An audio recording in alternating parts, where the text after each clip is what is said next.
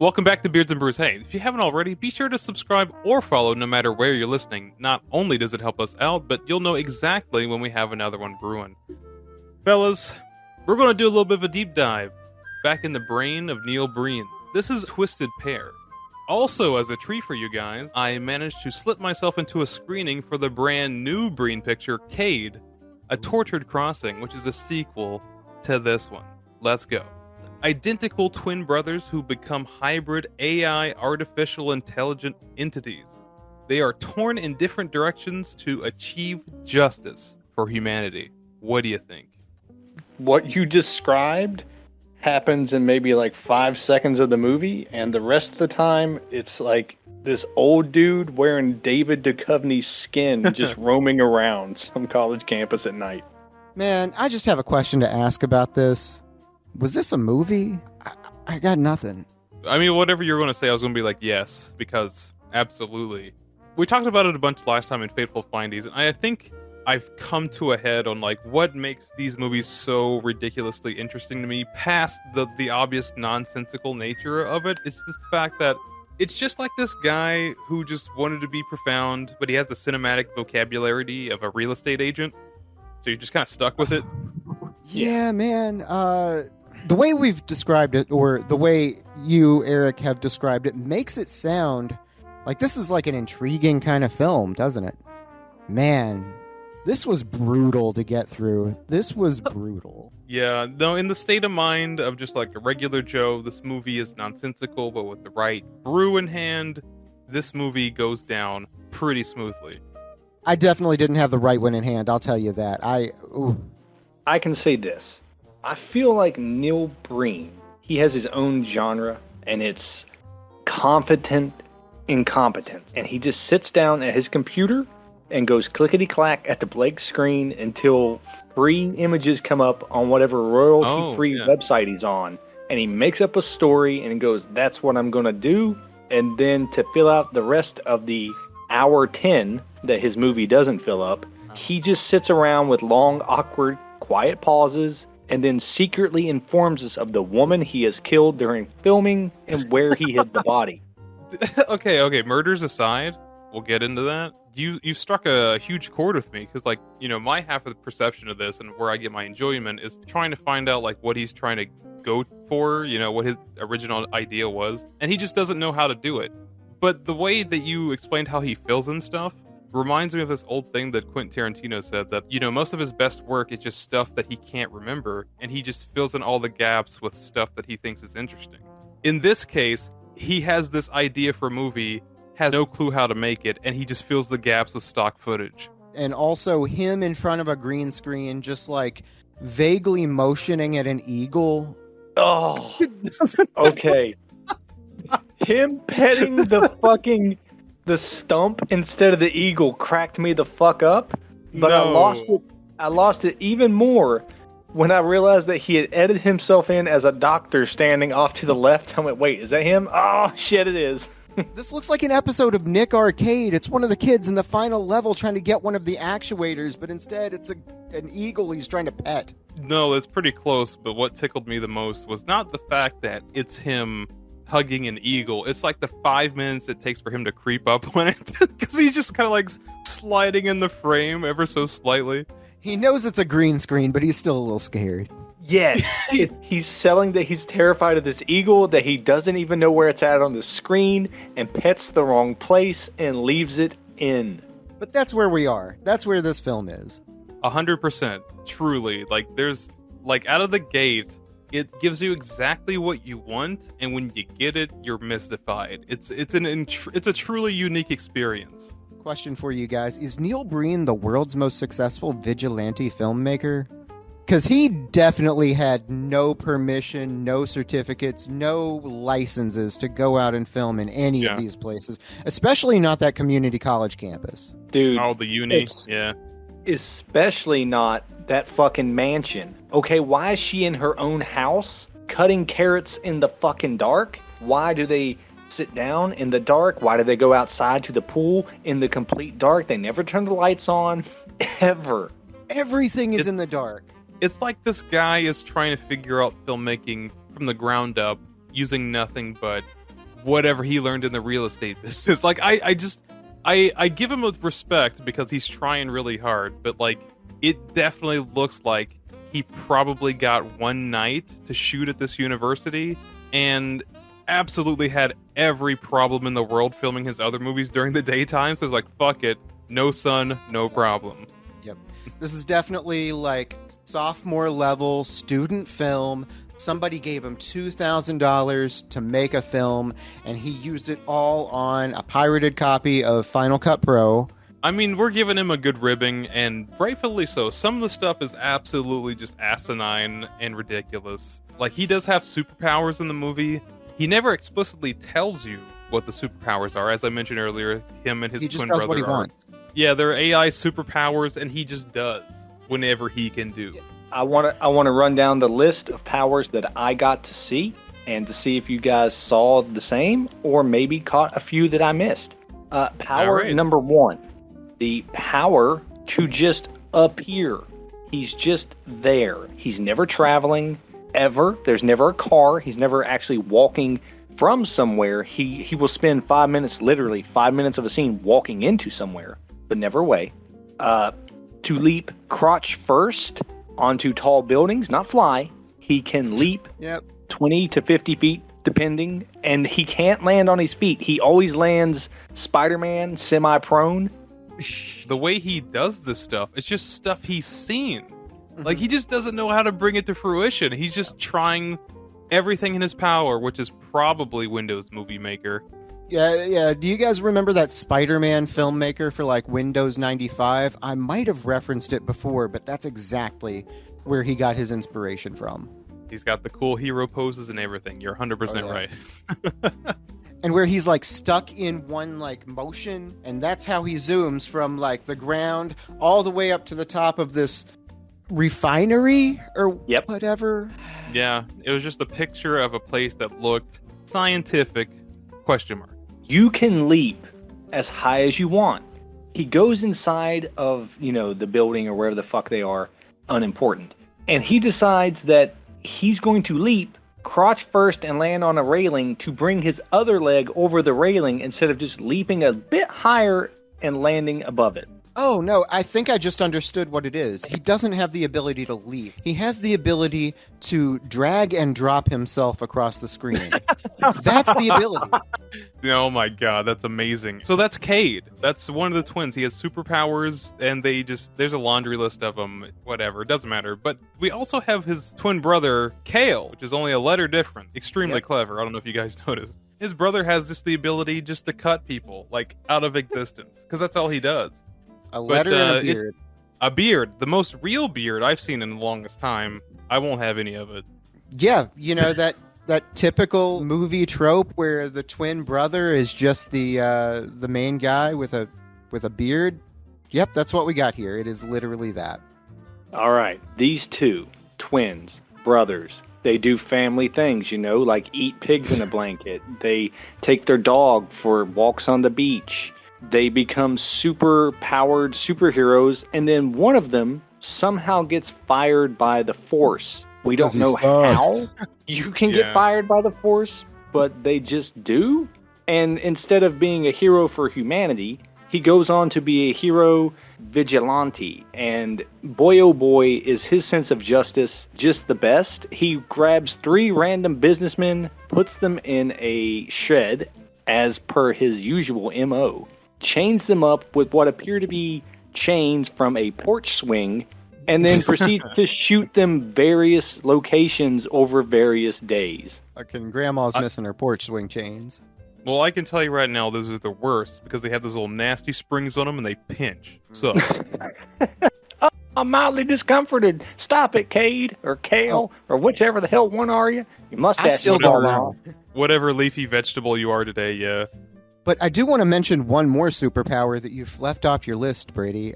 He has the power to somehow be bulletproof or avoid bullets or something. He gets shot at multiple times and doesn't take a single shot. It's kind of the same way if you stop believing in gravity, you'll just float right away. So he's just like, guns. Nice opinion, bro, but nothing. See, Now, your bulletproof thing, that confused me because many times in this he will go, I am the weapon. Very Steven Seagal. Extremely dry. And his wife ends up betraying him for whatever the fuck reason. And she shoots him, and he shoots her. But then zero effect on him, much like it would on Steven Seagal. Yeah. And she died. And he's like, why did you shoot me? No, the question is, good sir, why did you shoot her if you knew it would do absolutely nothing to you? That's a good point. But then again, you should also ask, why did they have a full 6-minute playful fight on the couch that resulted in a painting being smashed over one of them? That was the absolute... fight? Dude, yeah. I mean... I thought that would, like, straight up, I thought that was rape. Yeah, like, that was absolutely the most confusing scene of this whole movie to me. Like, I thought these were, like, opposing forces. I thought these were, like, good guy versus bad guy. We're seeing, you know, a real tussle going on here. And then it's like, he says something along the lines of, like, tell mom I said hi. So for a second, I thought that might have been, like, his sister or something that he hasn't talked about. What is going on here? Okay, so... at this point, Neil Breen has assumed you've watched all of Neil Breen's movies. And there's a lot of bleed over of just like stuff that seemingly has no bearing on the movie you're watching now. But since you've watched the old ones, you get the reference. High five. Anybody? But I'm waiting to see where the dead guy that shot himself over his car is and why he's smearing blood on his face. Where's that going to tie back in? I can't believe you've committed suicide. If you've heard anything up to this point that you're just like, that's absolute skullduggery, I'll have nothing of it, I would like to point out 3 things from its sequel. Cade. 1. Ninjas. 2. Dance number. 3. He fistfights a tiger. Next.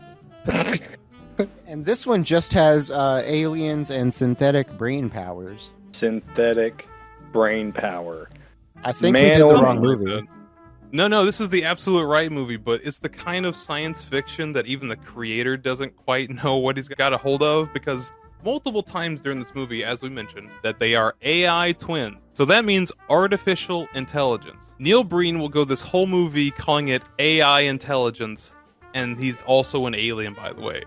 He just adds whatever. Like, he is the end-all, be-all character. He is Alpha and Omega. Isn't there a new one now? Sigma? Is he Sigma too? Ooh. Sigma balls. Oh.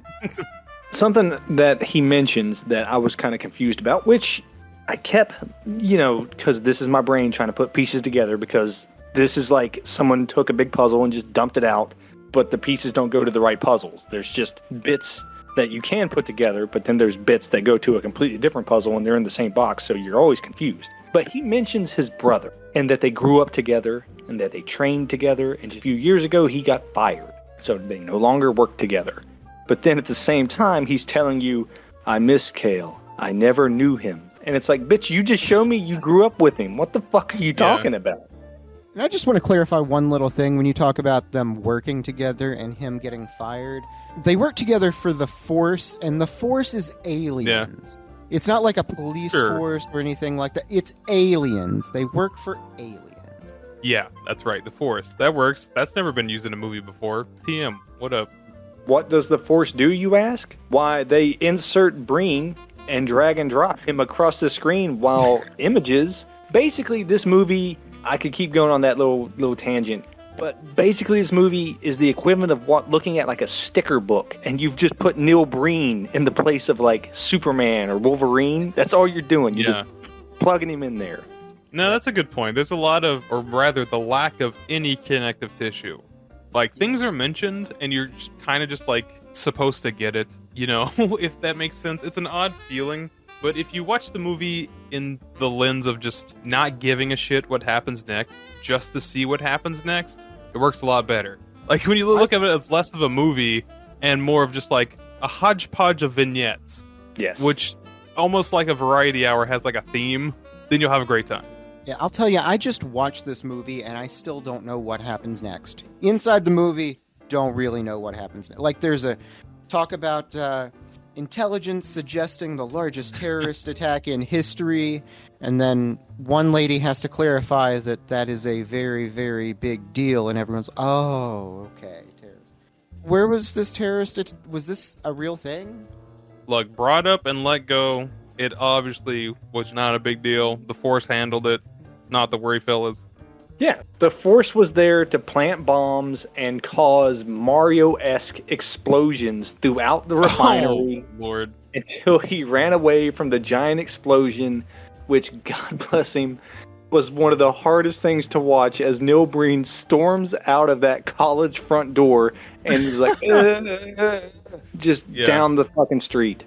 Before I 100% agree with you, I do have to lay a little bit of patchwork regarding the plot and why we're here. And please. No, I'm ready. Don't worry about it. Here it is. Here's what it is. It's that these two twins, both Cade and Cale, separated at birth or not, fucking Breen hasn't made up his mind in 2 movies. Whatever. There's video of them together dancing and playing on a beach with a dog. They can't be separated at birth. Right there. That's totally them and not stock footage. But the point is that both of them have the same goal, but they achieve the goal in different ways. So the idea is to just kind of save humanity in the loosest sense, but then you have Cade, who goes about it in like a lawful good vigilante way, but then you have Cale, who goes at it as like a dark, murderous, mysterious guy, but he also has a good intention, so he kind of has that like heart of gold, if you will. Hey! And what I've got here for you today is from El Segundo Brewing Company. This is Hüftgold. This is a 5.8% alcohol by volume Marzen. Looks like gold, smells like gold. Malty, sweet, full-bodied. A little bit more hops than I would expect, but I like that. I do. So overall, it's pretty well balanced. Yeah, super drinkable. Give me another. Hell yeah. And you know what else is balanced? Set of twins. Just like Cade and Cale. They're both kinds of pieces of shit, but you know what? One has the moral high ground. You see, I'll be honest, through this whole thing, I kind of thought Cale or Kate, whichever one's got the beard, I thought that he was like a bad guy through the whole thing, but still like, you know, his brother, so... Yeah, he's successful, so he gets off with like a slap on the wrist. Meanwhile, Cale has a shit beard, a shit hoodie, and just a shit attitude toward living. Yeah, but he's got drugs, and that makes everything better. Oh, man. So, now that we got the plot out of the way, I guess, there is a moment in this movie where Cale is trying to have, like, a really hard Requiem for a Dream moment with his wife or girl or what have you. And when I say dialogue falls flat, I'm not talking about, like, oof, that could have used a second take. No big deal. I'm talking about she just goes... No, I only want the drugs. You mean nothing to me. You see how I paused? That's acting. We go to them a couple of times during this film when they're just, you know, doing general drugs. And the scene that got to me was when he's sort of dividing up their drugs, the pills that they have, and he's like, 1 for you, 1 for me, 2 for you, 2 for me, and then he like slips her an extra one and is like, yeah, we're gonna get romantic tonight, aren't we? I gave you an extra. No, what do we do with those characters? We forget about them. That's right, they were never here to begin with. Yeah, we forget about them, but we leave clues to where we hid the body. No, we do have to bring up the feeling that we got after watching Fateful Findings that maybe, just maybe, these movies are not necessarily Neil Breen's cry for help, or attention, or creativity, but to hide and possibly leave clues for people to find his murders. He's killing these poor women that you can tell that he's into it because, like, he's reacting and his eyes are getting large and he's like, ooh, this is the only time you see him with actual emotion is when the women are being violent towards him. He's into it. And then you'll get like a cutaway after the violence. And normally this is also the end of the character. You won't see him again for whatever fucking reason. And it's just some weird random shit. You were talking about the gray guy in the hoodie in some random fucking location. He's in some rundown asylum or old concrete building and it's trying to be this super artsy shot, but he's telling you, I killed that bitch. And this is where she's at. So like, where in the world is Carmen Sandiego? But it's really like, where in the world did I hide the bodies? Yeah, he wants to be stopped and it's up to us. I think this time they're in that ethereal forest. That's a good guess. I was going to say the great thing about Carmen Sandiego is the globe-trotting adventure. All of his clues are just in his backyard. Yes. Fellas, can we go into a green screen? Blues could do, we can't do. The green. There it is. Just like that painting. Just like that magical painting that the yeah. hooker fairy had to hold up. What the fuck was that entire scene? Why were they standing there for 40 seconds with no fucking audio? What was happening? There were so many times where there were these gigantic, long-ass pauses of nothing. I have this painting, and it moves. This is a painting that moves. It's straight out of fucking Harry Potter or something. But that's what I've got, and I'm just going to have this lady stand here and hold it at the camera for 40 seconds. That's just what we're doing right now. Got to get this to 90 whole minutes. All right. Now, the script called for a digital photo frame. Neil, did you bring the digital photo frame? Yeah, they just gave it to me when I got this iMac from Sears. They said it was like $40, but the regular price was like $69. Well, he just had to work with what he had. That's all. He's just like, just pretend. I'll fix it in editing. There is a genuine moment where he thinks that someone, I think he really relies on the other actors to ad-lib with him to create a scene, but they just don't. Yeah. And the fairy, whatever the fuck she's supposed to be, by the way, because she turns out to be a pile of diamonds and some spiked high heels, but whatever. No.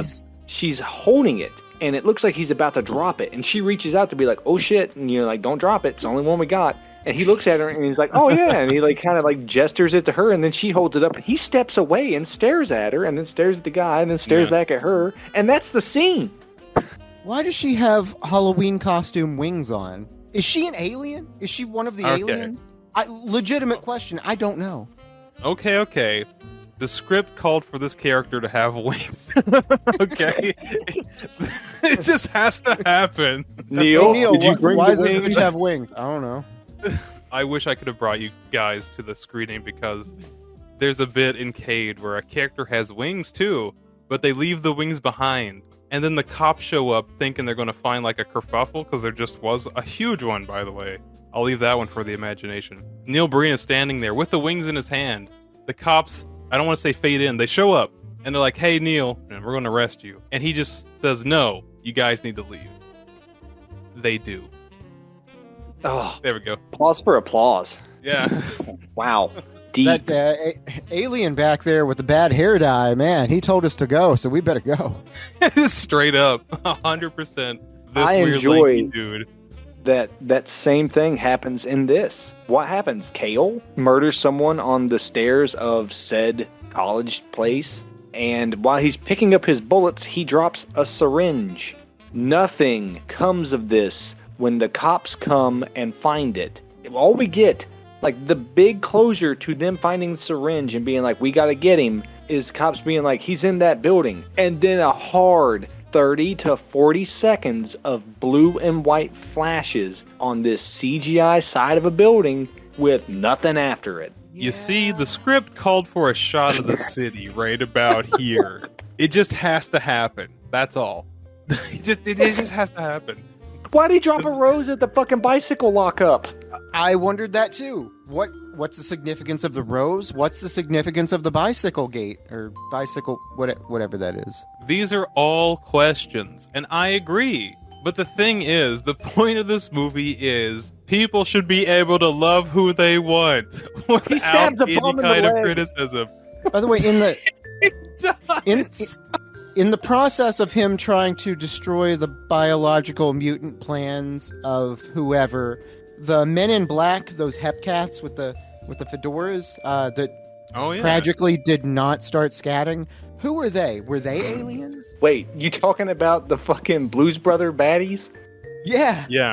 Yeah. Well, you see, Chandler, the script called for scatting FBI agents. And when they showed up, they're like, all right, time to scat. And they're just like, I don't know, man. I just need the $50 for the day. It's not 1996 anymore. Beely bob bob boo bop breen.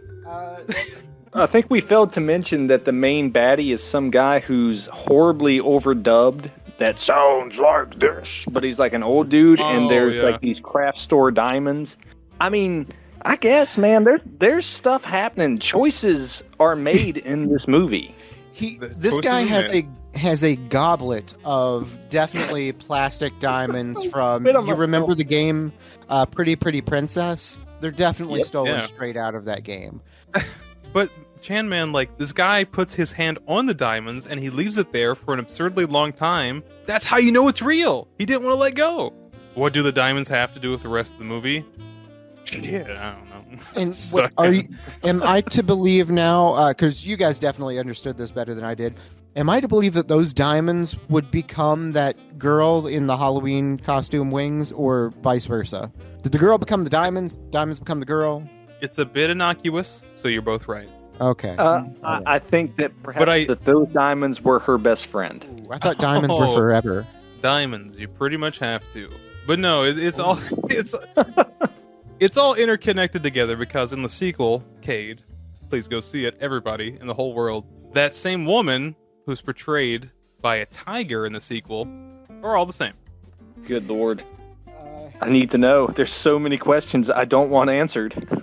I'm telling you, I wish you guys were right beside me. I almost fell out of my chair I don't know how many times. What happened to the doppelbreener at the end? Doppelbreener. I assume he lived. There's a sequel. Yeah, there is a sequel. Spoilers, everybody. He makes it out okay. Wiggly hand gesture. So, the reason why the sequel's called A Crossing, because at the end of this one, Cade kind of crosses over at some point. I'm not sure where or why, but he's crossing somewhere, and that leads to the sequel. That ethereal forest. Sure. Oh. I was gonna say, you know as much about this movie as Neil Breen does. I promise. That's terrifying. Another question that I have is, when he is in bed with his girlfriend or wife or lady friend, whatever. Okay, this guy's basically a superhero, right? He has superpowers given to him by aliens. He can walk through bullets. You know, he protects the military when they're on, like, missions in Afghanistan or whatever he's doing in the very beginning. Can he not afford something bigger than a full-size bed? You would think he could get at least a queen, right? Well, with this extravagant lifestyle and all of these superpowers, that's the one place he's humble. Oh, okay. All right. Fair enough. Right. Gotta stay humble. Shit. Gotta stay humble somehow. You gotta stay Bryant Gumbel. All right, so community college blows up.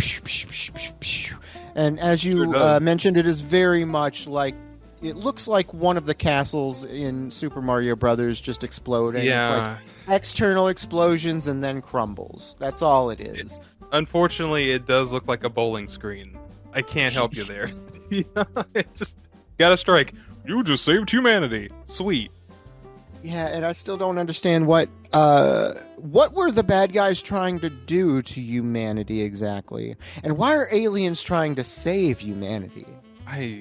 They're not us. They're not humanity. Why do they give a fuck? That's the real Breen leaking into the movie. Like, he is very much an opponent of just all these, the billionaires, you know, and all that shit. But the way he communicates it is just so absolutely... What's the newest word for? No, I think it still works. I think it still works in this context, right? No, but speaking of those billionaires or the executives that the three of them, that one of them, I don't know, had chained up down in the basement and was randomly shooting at. Anyone else notice that they sort of multiplied there at the end? Like, there's this final scene with them, and it turns out there's like 15 of them, but they're all just like carbon copies of the same three dudes. Copy pasted and flipped. Yeah. There you go. Yeah. Kale had to kill 100 businessmen or something. He hired 3 actors. Use your imagination. That's exactly what it looks like. 100%. This is a college campus. I'm sure he could find some absolutely willing extras in like the arts department. Just go ask. But you have to go out during the daytime. Something tells me that I can guarantee you that nobody from that college is in this movie. I am a little bit concerned because now that this community college is gone, who is going to teach them how to be paralegals? It doesn't matter who's going to teach them. All that you need to know is that Breen will be right here. Ouch. But Breen. That also returns in the sequel, and it's absolutely absurd. And you did mention that, like, who's going to teach these people? I can assure you that Neil Breen teaches multiple people kung fu in Cade, the Tortured Crossing. Well, thank God. All that I've got left is after he shoots his girlfriend because we find out that she is one of them. I don't even know who them is at this point, but she's one of them. He still loves her, and, she dies in his arms, and at the very end, it's like, even as a humanoid, I can't give up feelings for Alana. Is that her name? Sure. Yeah. But she was she was an evil. She was an evil. Come on. Was the pussy that good? Maybe the universe is right. Earth girls are easy. If I had to sum up this movie, I would take it from exactly a line that is delivered in this movie. And I quote, "Where's your beard?" I never had a beard. Never had a beard. He's my brother. What's going on here? And that's exactly how I feel when I watch this movie. I mean, it was the one point in the movie where he was legitimately just like, why are you asking me this? I don't have a beard. But on that note, I absolutely loved this movie. Unabashedly, I don't give a shit.